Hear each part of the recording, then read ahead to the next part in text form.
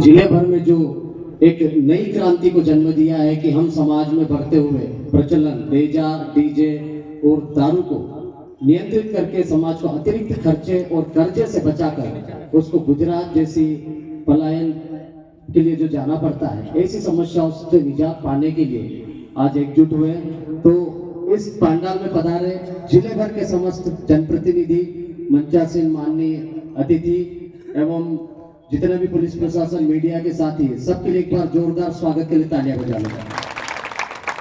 ये जो mission D3 है, आप सुन रहे हो, पिछले 3 महीनों से लगातार हम लोग गांव-गांव क्षेत्र में जाके ब्लॉक स्तर पर बड़ी-बड़ी बैठकें कर चुके हैं, थाना क्षेत्रीय बैठकें हो चुकी है, जिसमें जिला प्रशासन, पुलिस प्रशासन का बहुत ही महत्वपूर्ण सहयोग मिला और बहुत ही खुशी की बात है। और मुझे गर्व महसूस हो रहा है ये बोलते हुए कि पिछले सालों में, इतने सालों से जो परिवर्तन देखने को नहीं मिला, वो पिछले 2 महीने में परिवर्तन हुआ है। बड़े आश्चर्यजनक परिणाम मिले हमको कि जब एक हमारे समाज में पहले जो शादियां होती थी, चाहे वो भील हो कि बिलाला हो, पटलिया में तो वैसे भी कम है, हमको उनसे सीखना चाहिए, लेकिन भील बिलाला जो हमारा आदिवासी समाज का महत्वपूर्ण अंग है, बड़ा समाज है, उसमें जो देजा प्रचलन है, झगड़ा गुना भांजना होता है, वो लाखों रुपए तक जाता है। और वो लाखों रुपए कर्जे में एक 2 रात में इकट्ठे करने पड़ते हैं। वो व्यक्ति जैसे लाड़ी आती है तो रात भर में इकट्ठे कर लेता है, वही कर्जा उतारने के लिए फिर जैसे शादी होती है तो वो जो लाड़ा लाड़ी होते हैं, वर वधू होते हैं, उनको उस कर्जे को उतारने के लिए गुजरात जाना पड़ता है। और वो कर्जा उतारते उतारते जाते जवान है लेकिन बुढ़े होकर आते हैं। यही नहीं, एक पीढ़ी कर्जा करती है तो कई पीढ़ियां हमारी कर्जा उतारते उतारते मर जाती है, लेकिन कर्जा खत्म नहीं होता है। बोर्डो से पधारे हमारे पटेल आ जाए मंच पर, और पटेल संघ के भी यदि अध्यक्ष आगे अंतर सिंह भाई तो वो भी मंच पर आ जाए, आपके लिए सीट रिजर्व है अभी। तो हम ये जो मिशन लेकर आज एकत्रित हुए हैं, काफी लंबे मीटिंगे प्रयास के पश्चात इकट्ठा हुआ है और निश्चित रूप से ये समाज को आगे बढ़ाने की बहुत ही बड़ी मुहिम है। और इस मुहिम में शामिल जितने भी युवा है, अधिकारी कर्मचारी है या सरपंच है, जनप्रतिनिधि है, सभी का महत्वपूर्ण योगदान है। तो हम लोगों ने हालांकि हर मीटिंग में ये सारी चीजें बता दी, तो इसलिए मैं अब उस बात पर नहीं जाऊंगा। हमारे बीच में भोरदू के सरपंच मंचासीन हुए, उनके स्वागत के लिए नेताराज के पटेल भी हमारे बीच आए हैं, वो भी आ जाए, कछुआ भाई, और इनके स्वागत के लिए जमराज जी पटेल साहब के स्वागत के लिए, ठीक है, आप मंचासीन हुए, उसके पश्चात करते हैं। तो मिशन D3 की जितनी भी बैठकें हुई जिले भर में, हम लोग वही चीजें बोल चुके, तो मैं उसको रिपीट नहीं करूंगा। लेकिन आज जो महापंचायत बुलाई है और ये सम्मेलन किया जा रहा है आपके लिए, वो उसका मुख्य उद्देश्य ये है कि पूरे क्षेत्र में, पूरे जिले में हम लोग जब बैठकें कर रहे थे तो बार बार बातें आ रही थी कि जिले में कब बैठक होगी, जिले में कब बैठक होगी, और हमको ऐसा कागज चाहिए। और ऐसा कागज क्यों कि जिले भर में एक जैसा नियम हो, एक जैसा तोड़ पानी झगड़ा भाजना हो, एक जैसा देजा हो, एक जैसे नियम का पालन करते हुए हम लोग पूरे क्षेत्र में काम कर सके। क्योंकि अभी थाना क्षेत्र में जो बैठकें हुई वो काफी अच्छी रही, और अच्छी होने के साथ साथ में उन्होंने कड़ाई से उस क्षेत्र में पालन भी कराया अपने नियमों को जो उन्होंने बनाया था। लेकिन उसके पश्चात कुछ समस्या आई। समस्या ये आई है, जैसे अम्बा की लड़की भाभरा चलेगी, अब भाभरा में 25,000 थे और अम्बा वाले 80,000 कर चुके थे, तो 80 और 25 में फर्क है। अब यहाँ पर भी एक फर्क दूसरा ये है कि हमारे क्षेत्र में क्या होता है कि सिर्फ गुना लेते हैं, और भाभरा जोबट जो क्षेत्र है वहां पर गुना भाजना सब इकट्ठा ले लेते हैं। तो यहाँ पे भी डिफरेंट था। तो ये सारी चीजें समझने में हमको समय लगा, और हमने जो आपको क्षेत्रीय स्तर पर, जमीन स्तर पर बैठक करने के लिए बोले और जो आपने निर्णय लिया, तो उसमें यही समस्या है। अब भाभरा वाले अड़ गए कि हम तो 25 ही देंगे, आंबा वाले बोले कि हम 80 लेंगे। उस बीच में एक ही चीज पे बहस हुई कि अब करना तो करना क्या। तो ऐसी स्थिति में हम लोगों ने जो जिला स्तरीय पिछले दिनों बैठक बुलाई थी, पिछले हफ्ते संडे को, उसमें मंचासीन समस्त अतिथि थे और कई जिले भर के जागरूक युवा और इस मिशन से जुड़े हुए नियंत्रण समिति के सदस्य थे। तो सबने मिलकर सभी पॉइंट पे सहमति दी, बस इसी पॉइंट पे अटके हुए थे कि इसमें क्या करना। अब भाभरा जोबट कट्ठीवाड़ा, यहाँ के लोग ये चाह रहे हैं कि हम ऊपर नहीं जाए, वास्तव में उनकी बात भी सही है। और जिले के आसपास के जो लोग हैं, जैसे आमवा है, चांदपुर है, सोरवा है, नानपुर है, इस क्षेत्र के लोग चाह रहे हैं कि हम नीचे नहीं जाए। तो हम लोगों ने ऐसी स्थिति में एक बीच का पॉइंट निकाला कि आप एक क्षेत्र में अपना काम करें, यदि नानपुर क्षेत्र में आप लोग पहले से नियम बना चुके थे उस वही नियम लागू रहेगा। लेकिन नानपुर क्षेत्र की लड़की यदि सोरवा में जाती है या फिर झाबुआ जाती है, सॉरी भाभरा जाती है, तो भाभरा के लोग तो अपना मांगेंगे। तो वहां पर हम लोगों ने तय किया जिले भर में एक ही जैसा होगा। यदि दूसरे क्षेत्र में लड़की जाती है, यदि दोनों कमेटी के बीच में सहमति बनती है तो ठीक है, 25 में सहमति बन जाए, और नहीं तो फिर बाद में पूरे जिले भर में मात्र 50,000 रुपए रहेंगे। और बाकी पूरी ये नियमावली बनी है, इस नियमावली को आपको देंगे हम। ये एक शादी की जो शुरुआत होती है लाड़ी देखने से, सगाई जोड़ने से, गुड़साव होने से, साव भरने से लेकर उसकी शादी में क्या क्या होता, कौन सी रीत में क्या होता, लड़की भाग जाती तो क्या होता, नहीं भागती तो क्या होता, बदलती तो क्या होता, सगाई के बाद बदल जाए तो क्या होता, ये सारी चीजों का हमने इसमें हवाला दिया और एक एक पॉइंट छोटी छोटी चीजें लिखने की कोशिश की है। उसके बाद में शादी के बाद में हमारे यहाँ क्या होता है, वाणा होता है। तो वाणे में क्या क्या समस्या होती है, कौन कौन सी चीजें होना चाहिए। भाई वाणे में 3-3, 4-4 बकरे होते हैं, तो उसकी जगह हम लोग सीमित करें, जो परंपरा अनुसार चल रहे वही करें, विदेशी शराब प्रतिबंधित रहेगी, इस तरह से व्यवस्था की।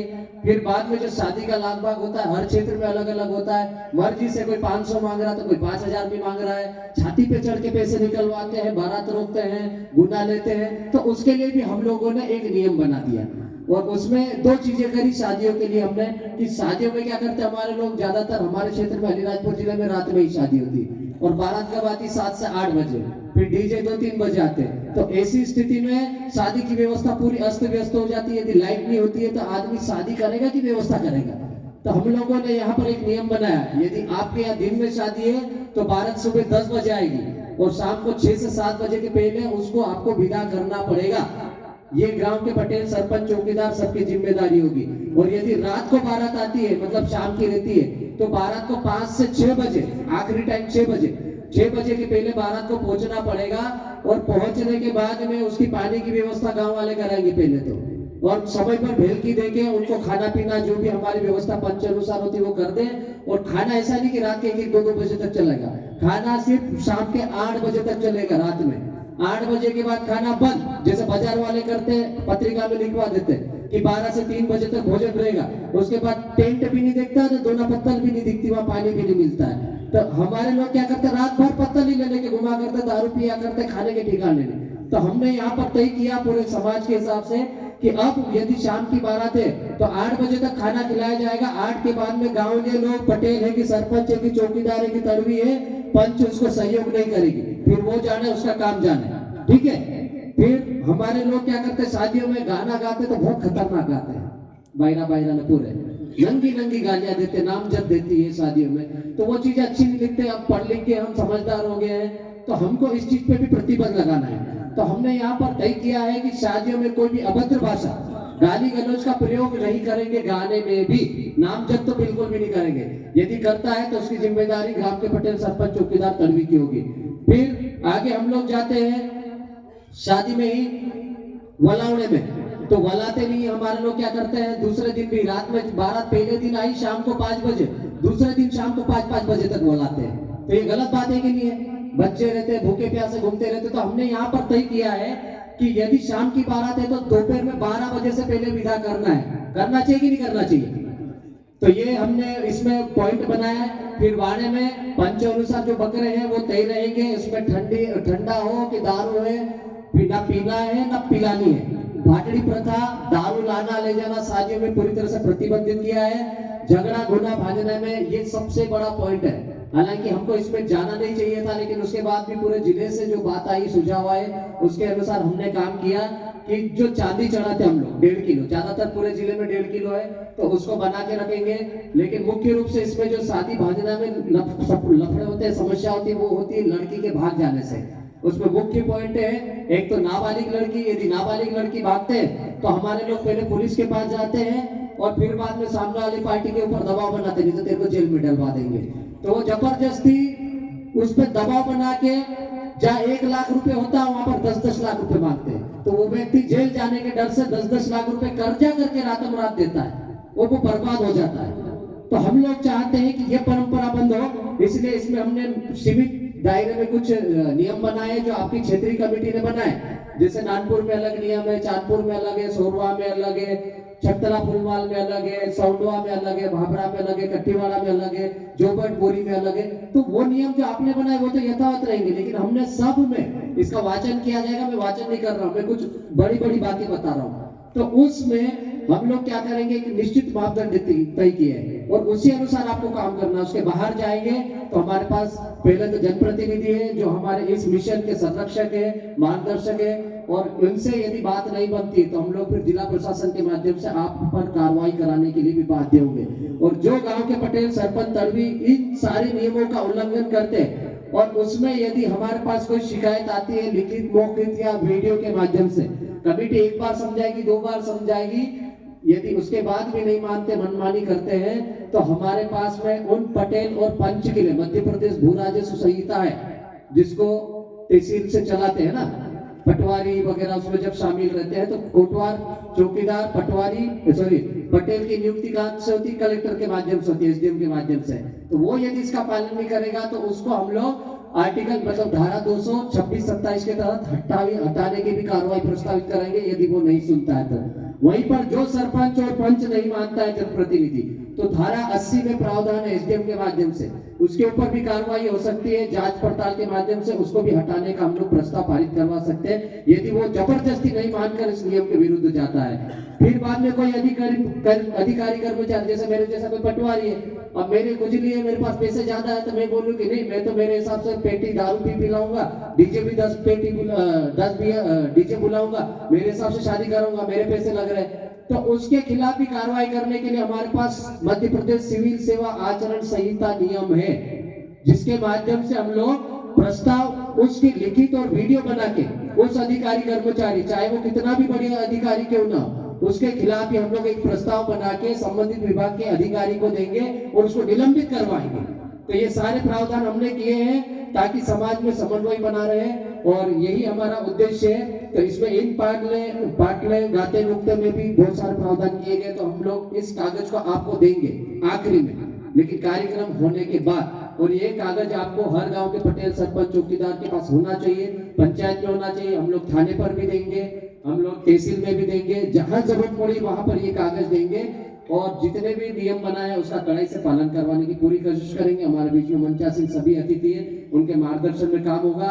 और जमीन पर आप लोगों को काम करना है, तो आप लोगों को जो समस्या आ रही है वो आप समय समय पर हमको बताते रहे, हम लोग कोशिश करेंगे कि सब मिलकर काम करें। जैसे नानपुर क्षेत्र में बहुत अच्छा काम किया इन्होंने, अब बहुत अच्छा काम किया कि एक हफ्ते में सिर्फ 2 दिन झगड़े तोड़ना, रविवार के दिन सब इकट्ठे हो जाते हैं कि रोज जो झगड़े तोड़ने से अच्छा पूरा दिन खराब होता है, रोज की रोज इकट्ठा होते हैं, रोज समय भी खराब होता है। तो हम लोग क्या करें, इन्होंने क्या तय किया, सिर्फ रविवार को झगड़े तोड़ेंगे, और रविवार को हमारे 8-10 सरपंच, 8-10 पटेल जो इस कमेटी के सदस्य वो इकट्ठे होते हैं, और कोई से भी गांव के हो, चाहे सोरवा का हो, चांदपुर का हो, भाभरा का हो, जोबट का हो या सोंडवा का, उनको भी बुलाते कि तुम्हारी टीम लेके आओ और आज झगड़ा बांधते। एक ही दिन में 8-10 झगड़े बांध देते और सिर्फ नियम अनुसार बांधते, बाहर किसी को नहीं देते। तो उनके लिए भी जोरदार तालियां बजाओ। भाभरा की टीम ने भी बहुत अच्छा काम किया, चांदपुर ने भी अच्छा काम किया, फुलमाल में भी अच्छा काम किया, जोबट वालों ने भी अच्छा किया, बोरी वालों ने भी, सब संघर्ष करके अच्छा काम कर रहे थे। इसको बना के रखना है और ऐसा नियम बनाया है जो सबके लिए समान रहेगा। तो ये नियम हमारे अंतिम मुख्य अतिथि महोदय पढ़ के सुनाएंगे, आपको संकल्प शपथ दिलाएंगे। तो मेरा जो स्वागत भाषण था वो यही था कि आप जितने भी लोग आए सभी काबिले तारीफ है, आप लोग इस मंच पर आए, ये जिले में ऐतिहासिक कदम है, ऐतिहासिक कार्य है। निश्चित रूप से आने वाली पीढ़ी, जो हमारे छोटे छोटे बच्चे हैं, हम तो आधा जी लिए हैं, आधी जिंदगी हमारी हो गई, लेकिन जो आने वाली पीढ़ी है, छोटे छोटे बच्चे, उनका भविष्य हमारे सबके हाथों में है और हम उसको बचाने के लिए निकले हैं, उनका भविष्य बनाने के लिए निकले हैं, बहन बेटियों को शोषण अत्याचार से बचाने के लिए निकले हैं, समाज को अतिरिक्त खर्चे और कर्जे से बचाने के लिए निकले हैं, और सब मिलकर हम इस समाज को एक मजबूत आर्थिक रूप से संपन्न बनाने के लिए निकले। तो अपने लिए एक बार जोरदार तालियां बजाओ। अब मैं अपनी बात को यही विराम देता हूँ, और मैं मंच पर शायद कुछ चूक हो गई है। हमारे बीच में विधायक प्रतिनिधि रोशन भाई पचाया बैठे हैं, आप आ जाए मंच पर, आपका स्वागत है। तरुण भाई मंडलोई जी आए हैं, युवा बहुत ही शानदार वक्ता है, सामाजिक सोच के, ये काफी समय से समाज के लिए कई मुहिम चलाए हैं, रक्तदान जैसे